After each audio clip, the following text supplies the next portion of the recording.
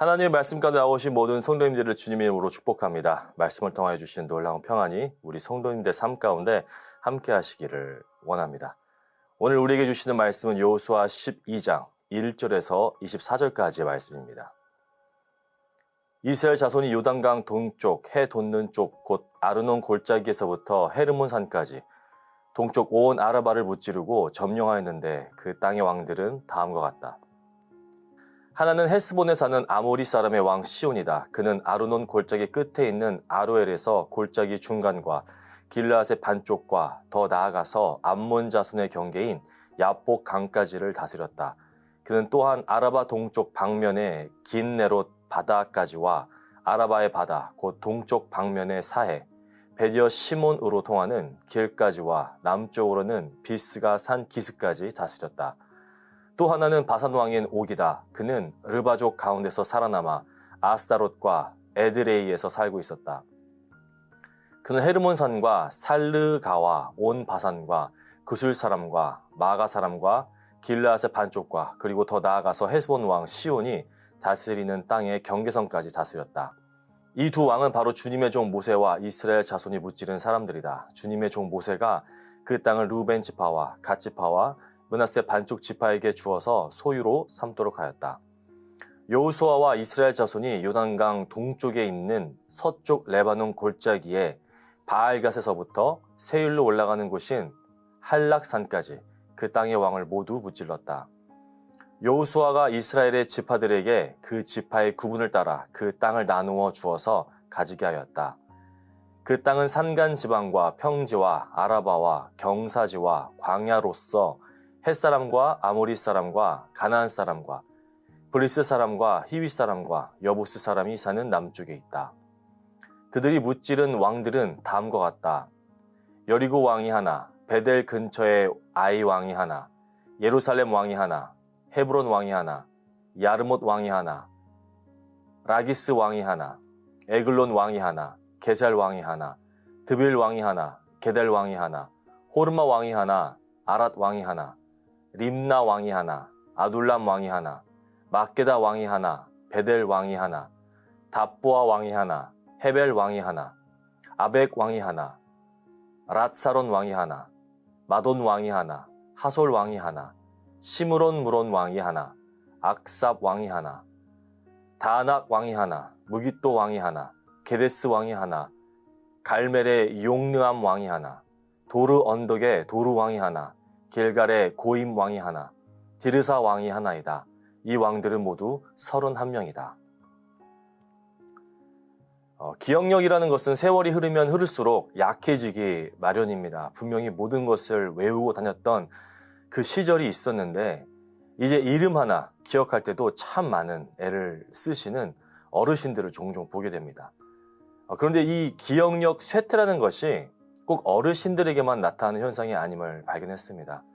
젊은 사람들도 참 많이들 기억력이 약해진 사회를 보게 됩니다.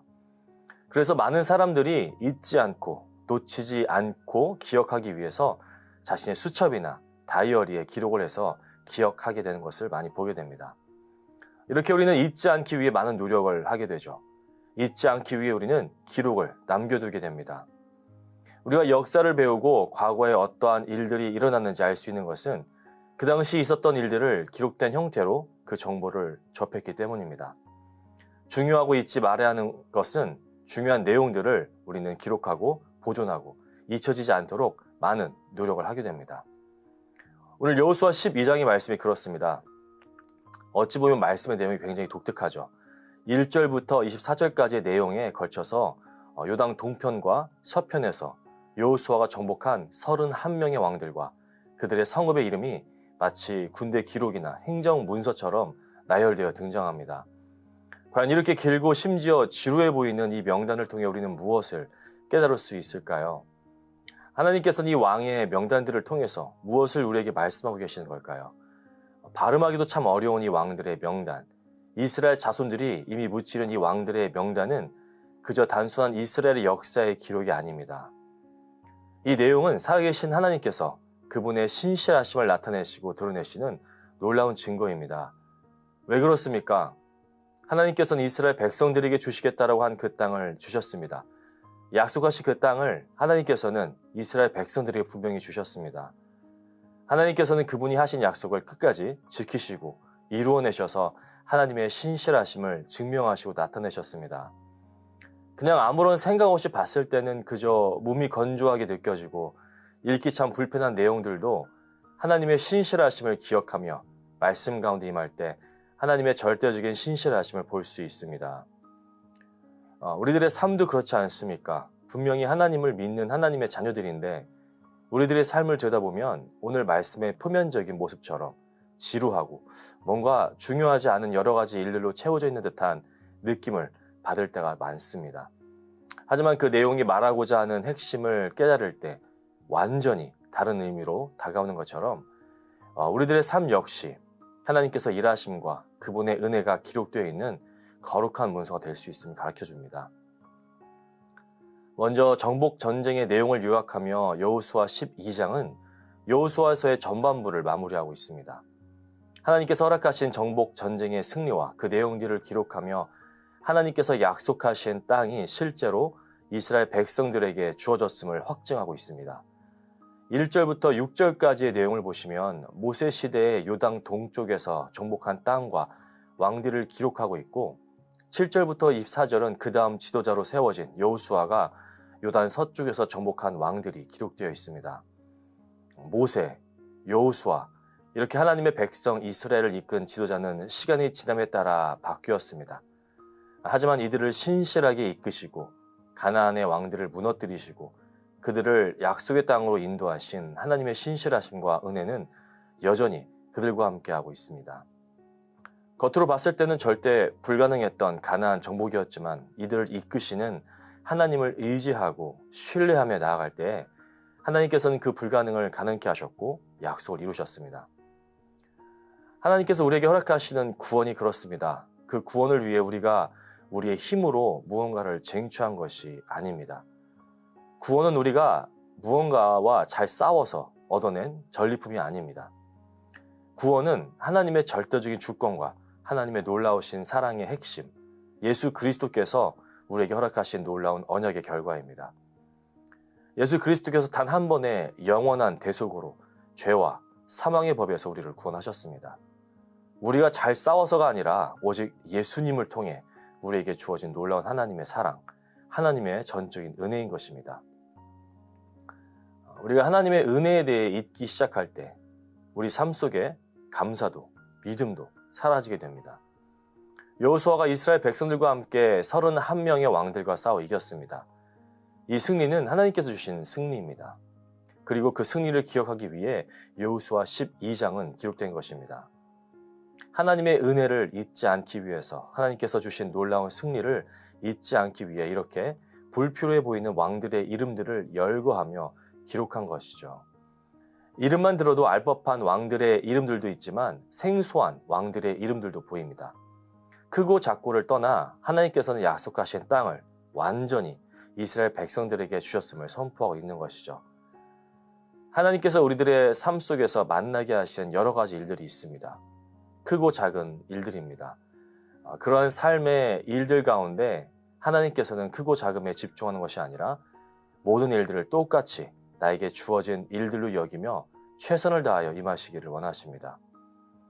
아주 사소하고 작은 일들이라 하여도 그 작은 일들 속에서 우리를 바라보시며 도우시는 하나님의 은혜와 하나님의 신실하심을 바라보며 감사할 수 있는 모습들이 우리 안에 있기를 간절히 소원합니다. 사랑하는 성도 여러분, 하나님께서 우리들의 삶 속에서 행하신 여러 가지 크고 작은 일들 가운데 하나님께서 보이신 놀라운 은혜를 잊지 마시길 바랍니다. 당연하다고 여겼던 하나님의 은혜는 당연한 것이 아닙니다. 그 은혜는 예수 그리스도께서 십자가에 달려 우리를 그 핏값으로 사셔서 누리게 된 놀라운 구원의 선물입니다. 제가 참 좋아하는 찬송가 중에 이런 내용이 있습니다. 받은 복을 세어보아라. 크신 복을 네가 알리라. 오늘도 하나님께서 베푸신 놀라운 은혜를 잊지 않고 기억하며 그 은혜 가운데 깊이 나아가시는 우리 모든 성도님들이 되시기를 주님 이름으로 축원합니다. 우리 기도하시겠습니다. 사랑해 주님 감사합니다.